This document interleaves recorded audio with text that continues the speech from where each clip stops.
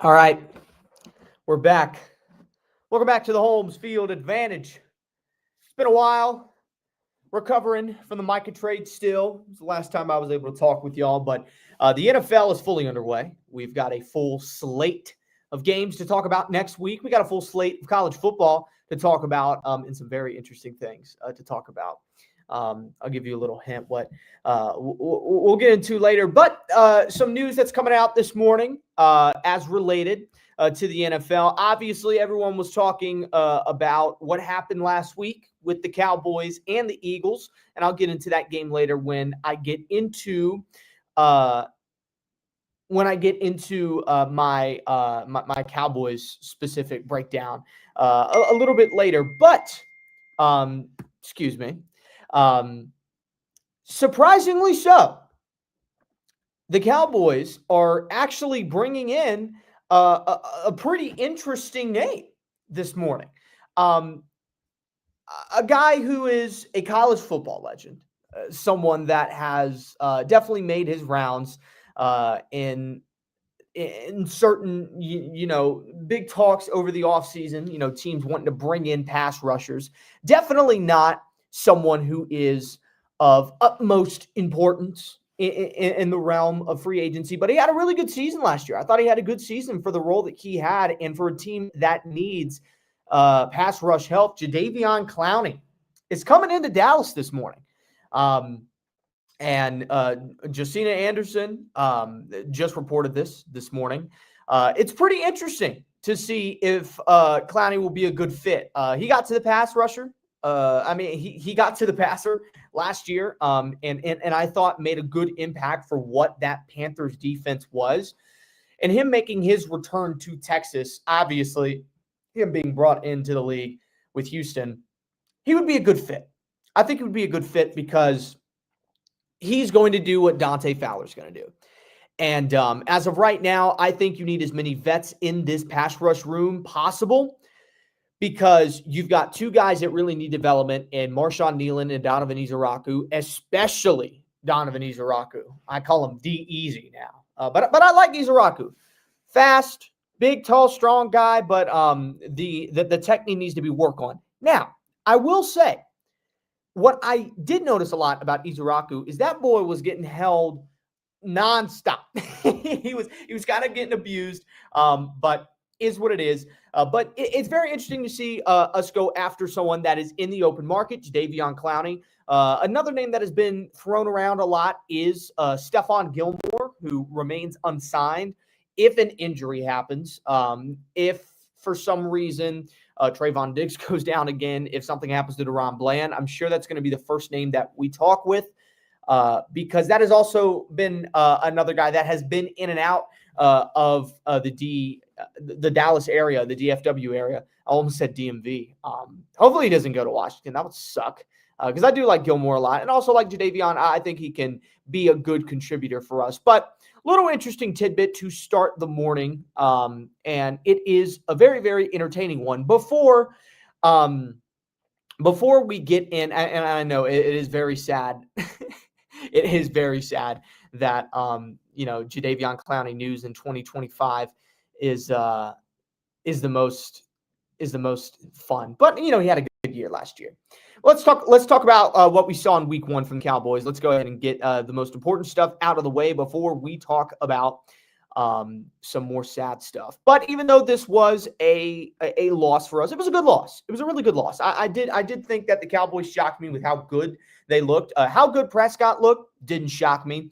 His completion percentage, when you look at it, you're like, oh, 21 for 34. That doesn't really wow me. Watch the game, you understand. Oh yeah, that should have been a lot better. Now, Dak didn't play the greatest second half, but he was on fire to start the game. CeeDee Lamb was on fire to start the game. And I think overall, this defense did not play a bad game. When you look at the brass tacks of how this all went down, we held Saquon Barkley to 60 yards. Amazing. Compared to what he did to us last year, if you don't know what Barkley did in his 2 games against us last year, we go to his game log. He tore up everyone, but he feasted on the Cowboys specifically. In their Sunday night matchup, I think this was a Sunday night matchup, but 34-6 win, didn't get used a lot, but He was active. 66 yards, higher average per carry than we allowed in our season opener.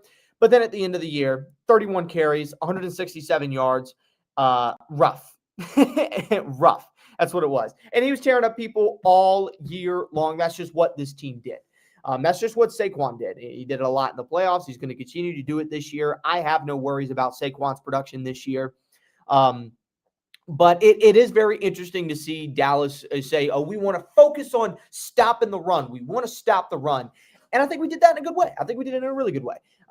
Now, if we could have contained Jalen Hurts a little bit better, I think we would have walked out of this game very, very easily. But I think that relies on our linebacker core, not necessarily our defensive line. I think our defensive line played a great game.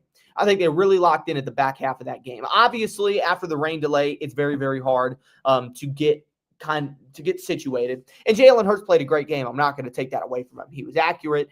His depth of target was terrible. He had forever in the pocket because he's behind the best offensive line in the league. And I think his average depth of target was among some of the worst in the league. But Jalen Hurts still played a good game. He got it done with his legs. He made big plays when he needed to. But Dak didn't get sacked. And Jalen Hurts did. So shout out to Marshawn Nealon for getting to the quarterback. I thought him and Kenny Clark might have gotten credit for that sack. I thought it would have been a half sack for both of them, but I think Nealon was the one that initiated the contact and brought him down. Kenny Clark just kind of fell on top of him. So Nealon did get that sack. That's really good for a second-year guy that I like a lot. I really like Nealon as a second-round pick. Same thing. I kind of have the same feelings with D-Easy as I did with Nealon. I thought he was a guy that was at good value, somebody that could have gone in the first round. Izaraku, a guy that should have gone in the first round. Nealon more so a could have guy if somebody would have liked him. He was around the range of like a Darius Robinson that went over to Arizona. I thought that would have been a really good spot for Nealon to go. He falls down, and I think he's a guy that can fill in that D-Law role. He has the same physical build. He has the same player profile. Someone that I think is going to be a bigger picture guy in the run defense side of the ball. Whereas Izaraku, I think, can get to the passer definitely a lot better than he can get home on the run. But like we talked about with Clowney potentially coming in, it would be interesting. But I think a couple of other guys, obviously you want to see more from Dante Fowler. He was kind of shut down all night. He really didn't do much. And from the tape that I saw, I didn't love it. So I think some of that is kind of what's leading Dallas to be like, okay, maybe we should emphasize more of a rotation. Speaking of rotation, I like seeing what James Houston did when he came in. He made an impact. Same thing with guys like with Jay Toya. I hope I'm saying that right. But he's a guy that this front office really likes. They've seen a lot of really good things out of him in the preseason. But obviously, all eyes were on what Kenny Clark was going to do. Kenny Clark made an impact in the run. On Saquon's last 7 carries, he netted 1 yard. 1 yard. That is phenomenal. That's phenomenal. You can't get much better than that. You can't get much better than that against the best rushing attack in the NFL last year. You transition a lot of the same guys and you suppress them. You suppress them really well. A couple of downers. Got to see Miles Sanders hold on to that football. That one hurt. Seeing him get that big breakaway run, get that payback. Oh, yeah, I'm thinking Sanders is going to get in there and get a touchdown. He coughs it up. And then we go on rain delay. Just our luck. CD, learn how to catch the ball. Still a great guy. Still one of the best receivers in the league, arguably the best receiver in the league with his usage in last week. I want to see more targets to Pickens. And I do understand Pickens was getting picked on by the secondary with the Philadelphia. They were kind of honed in on stopping him as a deep threat. At the beginning of the game, they weren't. And he almost got away with a couple of them. He almost got away with a couple of big plays, but he made some clutch catches towards the back end. Obviously, we're going to see more Pickens in this matchup against the New York Giants, who don't have anyone that sniffs the talent of Kenyon Mitchell, who was pretty much on Pickens the entire day. And they were trying to shell CeeDee Lamb as much as they could, but they couldn't. I saw a lot of people saying, "Oh, why didn't?" And even I question this. Why didn't they move? Why didn't they move Cooper DeJean on the outside and have your 2 best corners on their 2 best receivers? Cooper DeJean almost gave the game up. If CeeDee Lamb didn't have bricks in the fourth quarter, you go back and you look at that deep shot down the middle. It was a perfect ball from Dak. Everybody's seen the clip about 1,000,000 times now. And it was on DeJean, and he burnt him downfield. I think DeJean is a really good slot guy. I think he's a good hybrid slot safety. I don't think he's a great boundary corner, but I think that kind of showed that their game plan worked well with Pickens. CeeDee Lamb demolished them. But he's kind of inevitable. In this offense, with the connection that him and Dak have, you're going to get that going. Ferguson also almost had a really, really big day. A couple of throws over the middle that weren't completed, one of them drawing a roughing the passer penalty that definitely I think Ferguson should have caught, period, but, did what it did anyways. I think at the end of the day, obviously a good game from Javonte. Cooled down a little bit towards the back end of that, but both offenses had a really, really, really good first half. You can't really be upset about that. Like a lot what I saw here, it sucks that we couldn't get the job done, but banner night, most of the time that favors the team that's hanging up the banner, and we almost took that away from them. A lot of confidence in this team going into week 2. Not confidence to be good throughout the rest of the season. I'm still dreading week 4 when we face Micah again. That's going to be rough, but not the worst showing from Dallas. Moving on to some college football. We're going to talk about college football and then jump into the college football week 3 schedule and then finish with the NFL week 2 schedule. Now, you see the logo on my head, you know who I'm going to talk about. It's a team that I've supported a lot, and no, it's not going to be the Georgia Bulldogs, even though they're 2-0. Go Dogs. I can't not talk about this Virginia Tech game. I can't, because it's one of the biggest storylines in college football right now.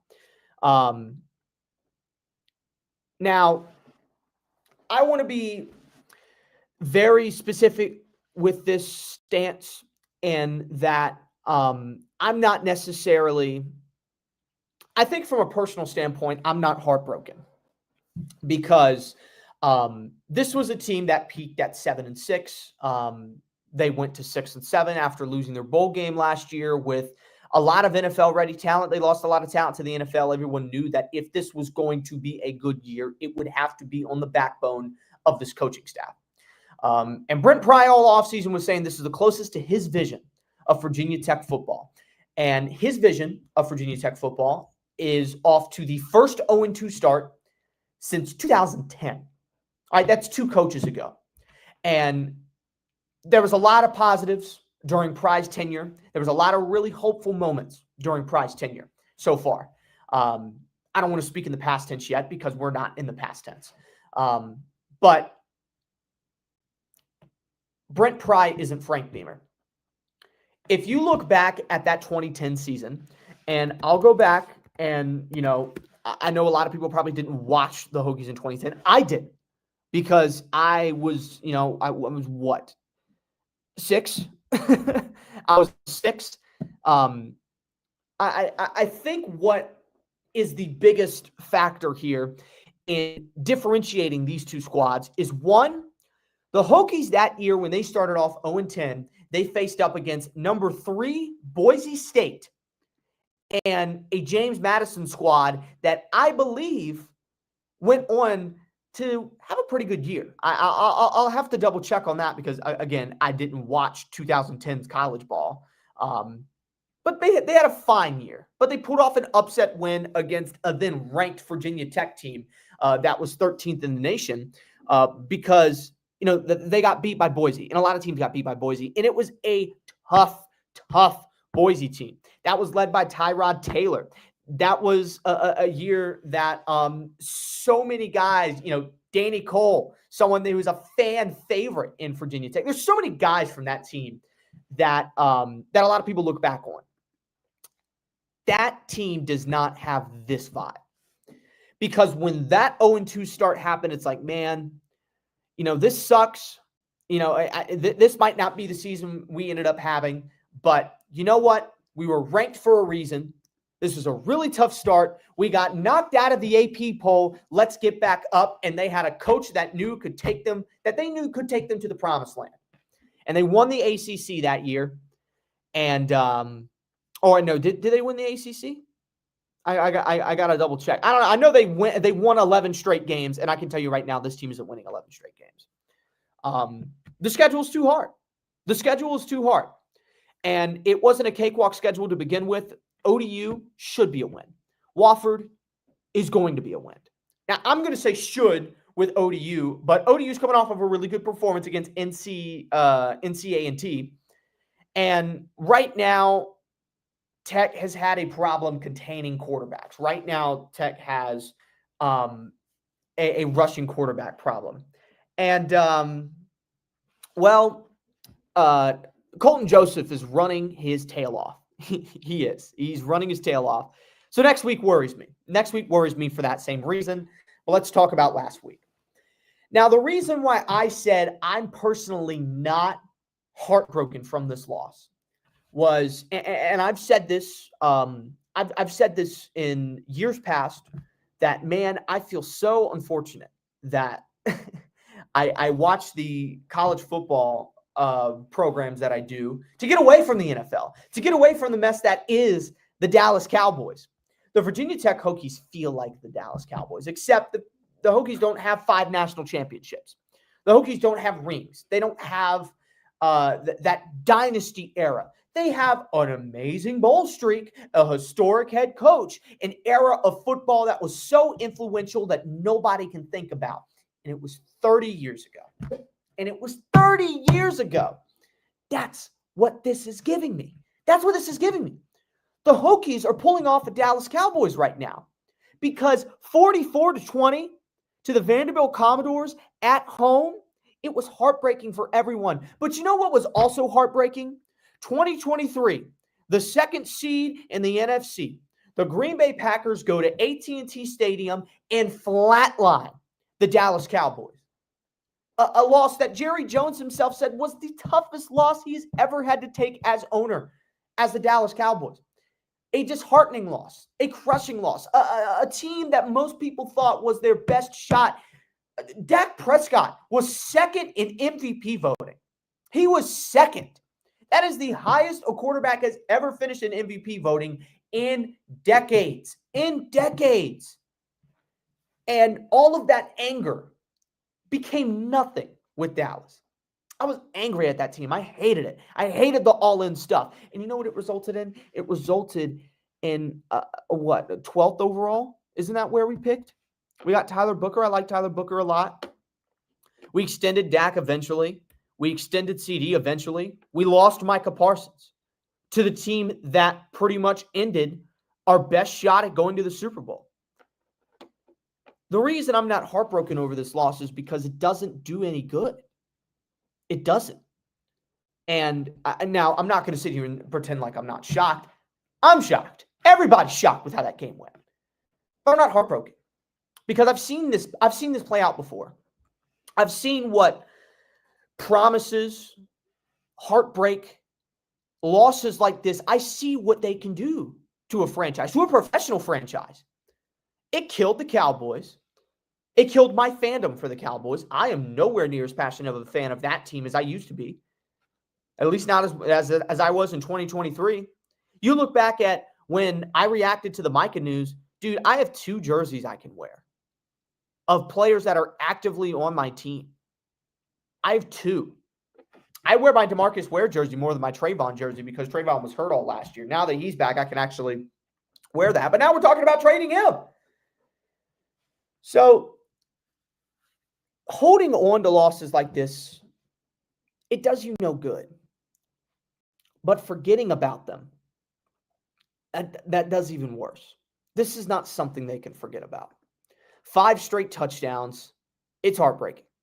If you were in that stadium, you know how heartbreaking it was.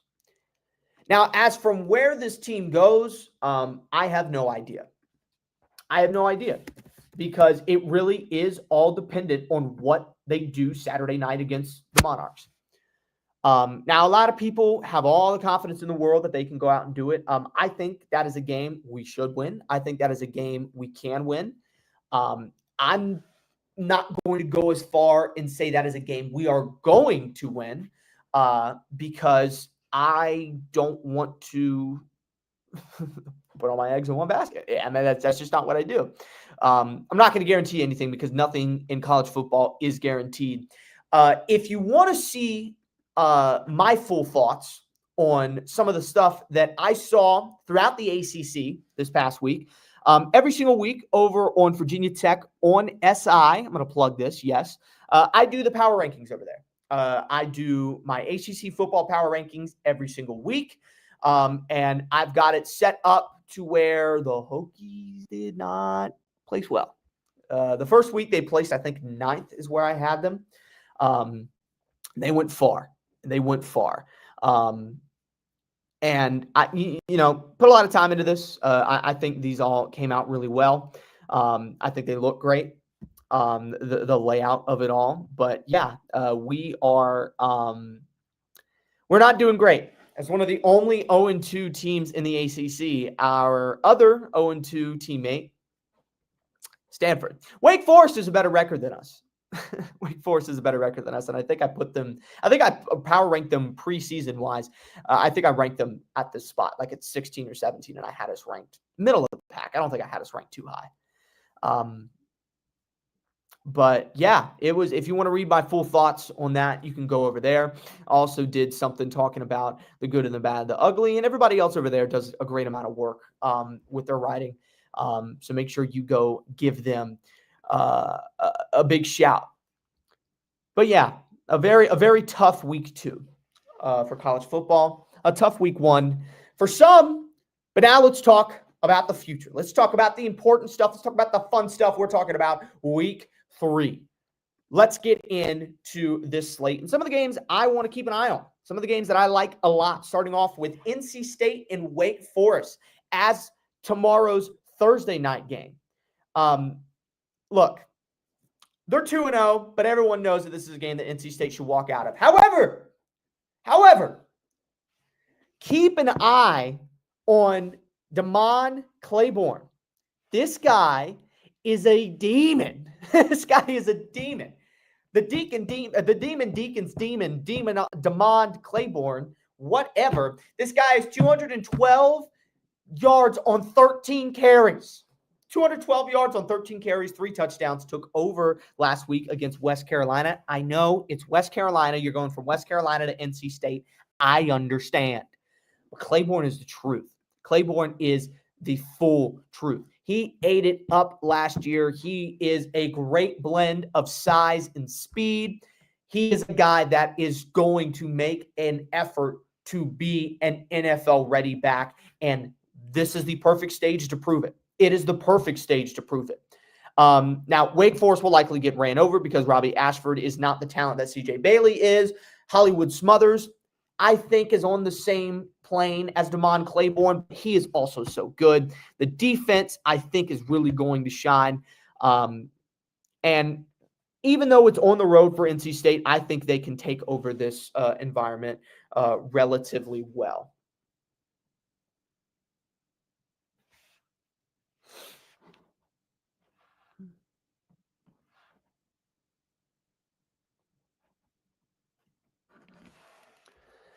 Anyways, sorry about that. Excuse me. Moving on to some of these other games. A game that has shot out to me early is this game right here. Another ACC matchup.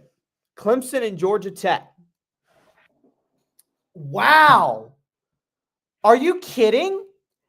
Georgia Tech is favored by the matchup predictor. Okay, so by ESPN Analytics, Georgia Tech has a 55% chance to win, but the sports books are all leaning with Clemson.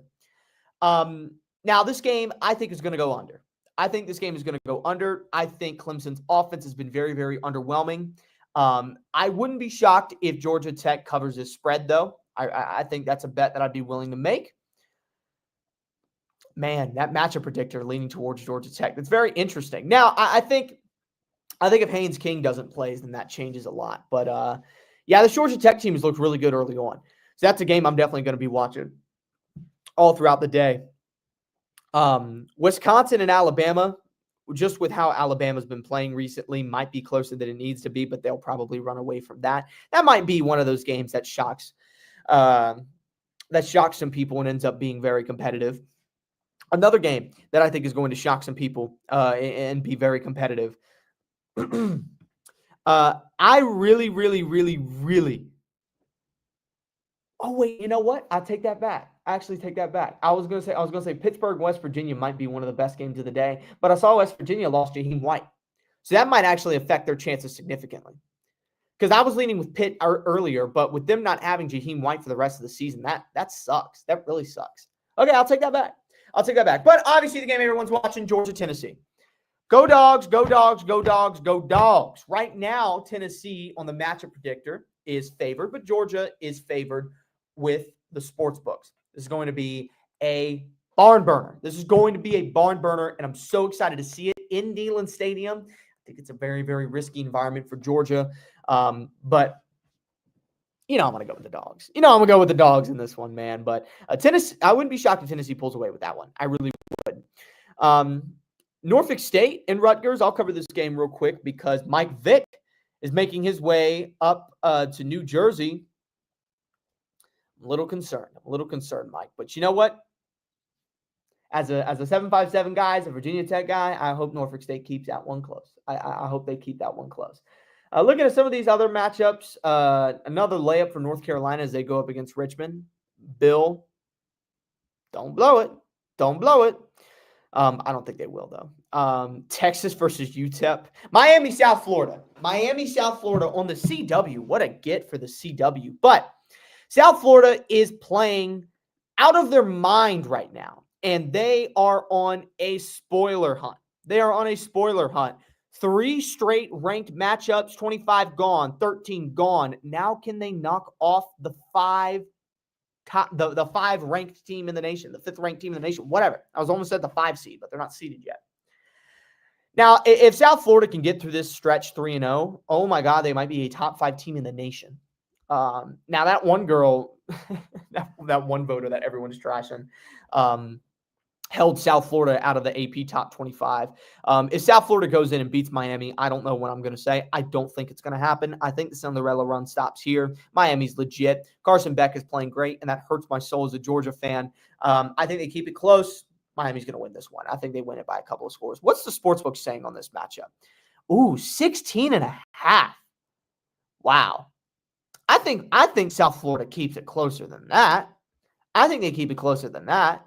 I wouldn't be surprised if like a 14-score game. I don't think it's going to be, almost 3 scores between the two. South Florida's legit. They're pretty good. FIU versus Florida Atlantic. The Pitbull Bowl. Is FIU ever going to become something? I wonder when Mississippi State is going to crack into this top 25 because they had a really, really good outing against Arizona State. Arizona State, are they even ranked anymore? They are not. So they got bounced, and Mississippi State didn't get in. That's very interesting. That is very, very interesting. Looking at some of these later slate games, Ohio State's going to blow over Ohio. Nobody's shocked about that. VT-ODU is probably going to be a really good game. It's probably going to end up being a good game. I'm expecting it to be that. Tech is still favored by 7.5. I wouldn't be shocked if it's a field goal game. I really wouldn't. LSU Florida is always going to be an entertaining one. That'll be something. That'll be something fun to watch alongside Notre Dame and Texas A&M. Notre Dame is 8 and they haven't won a game yet. So we'll see. We'll see if they stand on business against the Aggies. South Carolina, Vanderbilt, another one that is being hyped up because of what happened against Virginia Tech. Vanderbilt handled Virginia Tech better than South Carolina did. So we'll see if Vanderbilt can go in to Williams-Brice and handle things and, start to make a push up the SEC once again, similar to what they did last year. But outside of that, nothing else is really wowing me here on this slate, but there are some really, really good matchups. Let's talk about the slate that I am most excited about, and that is a very, very slam-packed Week 2 NFL slate to round off this episode of the Holmes Field Advantage. Thursday Night Football, very, very intriguing. I'll go through and pick my winners for each of these games because there's not 100 million matchups, but I'll go ahead and do that. I got Green Bay winning, and I don't think it's going to be this close. I think Green Bay is going to win by 10, 14 probably. Washington, they might, keep it up if Jaden Daniels is getting there. But, dude, Micah's on a mission. Micah's playing out of his mind. He was getting to the quarterback and only played 30 snaps. Lucas Van Ness looked great. Rashawn Gary looked great. Devontae Wyatt looked great. This defense is phenomenal. This defense is just absolutely phenomenal. It's going to be unfair. It's going to be unfair for the rest of the season. Green Bay's got that one. Cincinnati at Jacksonville. This one is going to be a shootout. Two LSU wide receivers headline this one in Jamar Chase and Brian Thomas Jr. I got Cincinnati pulling out of this one with a W. Dallas and New York. New York going to AT&T. Dallas usually takes that matchup pretty significantly. They're favored by 5.5. Not almost. I thought it was 7.5. Almost 2 scores. It's not, though. They're favored by 5.5. I think that they'll cover that. Surely, I think they'll cover that. If they keep it close, wouldn't be shocked, but I do think either way, Dallas comes out with the win. All eyes are on what Malik Neighbors can do, but more so what Tyrone Tracy is going to do to this defense, because even though they held Saquon Barkley, it would be the most Dallas thing to do good against Saquon Barkley and let Tyrone Tracy just absolutely abuse them, because this is the same franchise that Kadarius Toney had almost 200 yards against. Detroit and Chicago. I think Detroit should take this one. I really wouldn't be shocked if Chicago goes on the road with a little bit of revenge in their pocket and whips up in Ben Johnson's return to Detroit. I think Detroit takes that one, though. Los Angeles and Tennessee. This game's going to be close. I think this game's going to be close. Cam Ward looked good. When you look at the actual tape and you look at the decisions he was making, he looked poised. His wide receivers were kind of terrible. I think Los Angeles' front seven is really going to carry them in this matchup. I think Los Angeles takes this one. But this Tennessee defense is still looking like one of the better defenses in the league. They didn't have a bad year last year. If they can contain the run, I think that's going to be their biggest problem. Puka and Devontae are inevitable, but you never know. With their secondary playing the way they have, this might end up being a lot closer. What they did to Bo Nix last week, Tennessee's defense could keep them in the game. If their wide receivers could show up, Tennessee can really make a pull and take this one from Los Angeles. Miami, New England. I'm going with New England. That Miami offense is terrible. I don't know how anyone can look at Miami as favorites. I don't care if it's at home. A home Miami crowd is not that scary. I got New England coming into Miami and taking that one. San Francisco, New Orleans. San Francisco by 1 million. I do not care how many people are hurt. I do not care how good New Orleans looked last week. They have been quite good at looking good in week 1 and then being pretty trashed for the rest of the year. They weren't using Alvin Kamara in the pass game at all. That's going to hurt them if they don't get around to doing that. This is a run-heavy offense. I know San Francisco looks better on defense, and with Christian McCaffrey looking healthy with 30 touches, Ricky Pearsall is going to take over in this game. Juwan Jennings is healthy. I expect San Francisco to play just fine. Now, Mac Jones is going to be the one throwing the ball, so that might be the reason it stays closer. I think that's going to be all the more reasons for CMC to get peppered with targets, to get 1 million carries, and I think he'll carry them to victory. Buffalo, New York.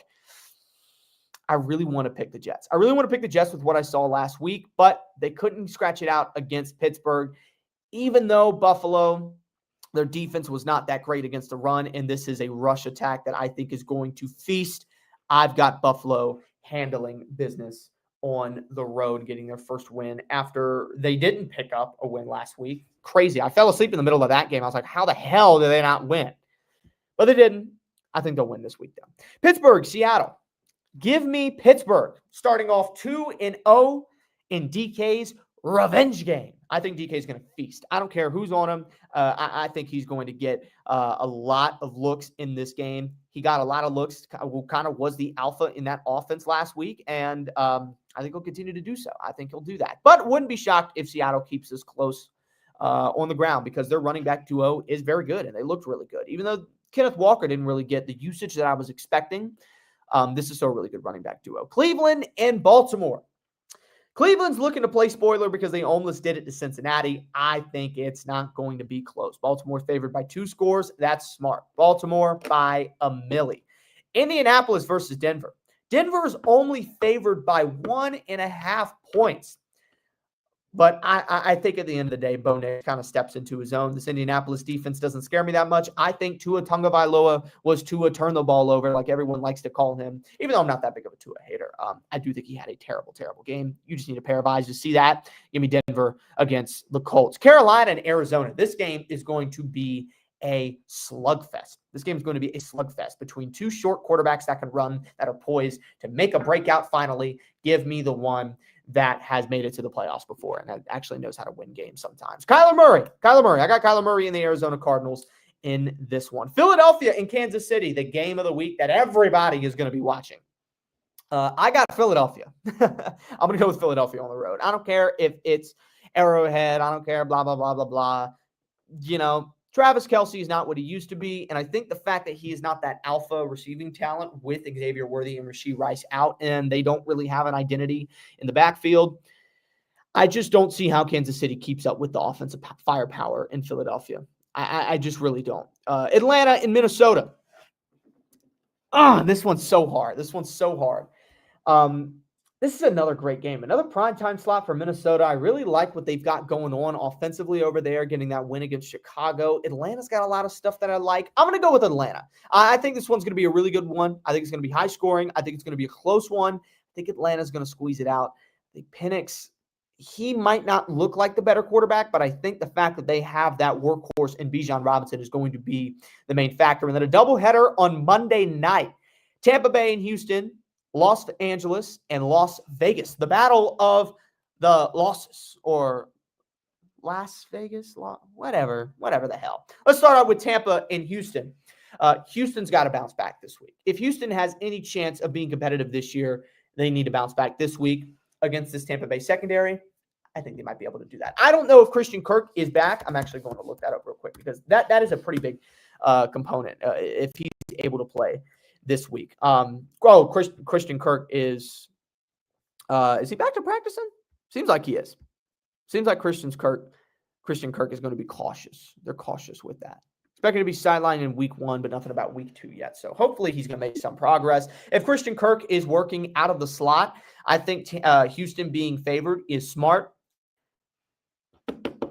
But they don't have. I'm going Tampa. I think Houston starts off 0-2. I don't think Houston's going to be all that great this year, but I wouldn't be surprised if Tampa pulls out, wins by like 7, 10, who knows. Las Vegas, Los Angeles. This is going to be such a good game. This is going to be such a good game. Rookie running backs going against each other. Two really good quarterbacks in Geno Smith and Justin Herbert going against each other.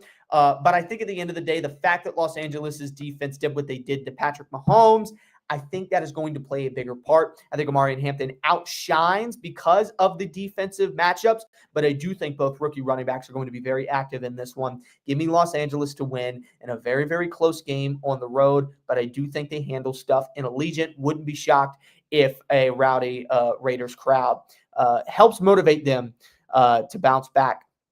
Because No, they won last week. They did beat the Seahawks. So it is 1-0 versus 1-0. We'll see who takes their first loss. I think it's going to be Las Vegas, though. I think Los Angeles is going to come out of that one with the win. And just like that, that is the entire week 2 slot. I've made my picks. I've given you everything, all my thoughts about this past week and what I think is going to be going on in the football world for the next week. It is Wednesday. We are just one day away from football being back. It is the longest 2 days of my life after being treated with such good football over the weekend. Thank you guys so much for watching. Whether you've been in and out live or you're watching this after the live is over, I appreciate you for tuning in. As always, make sure you go into the link in the description. Might not be there immediately, but it will be updated. So come back or go over to All Hokies on SI. Check out all my stuff over there. Go over to the lead. Talk about the Wizards and the Cowboys over on the lead, as well as following me over on Twitter. All that stuff is in the ticker down below. It's been scrolling this entire time, and I'll put all my links in the description once the VOD is posted. But thank you all for tuning in, and have fun with some football. I'll see y'all next week.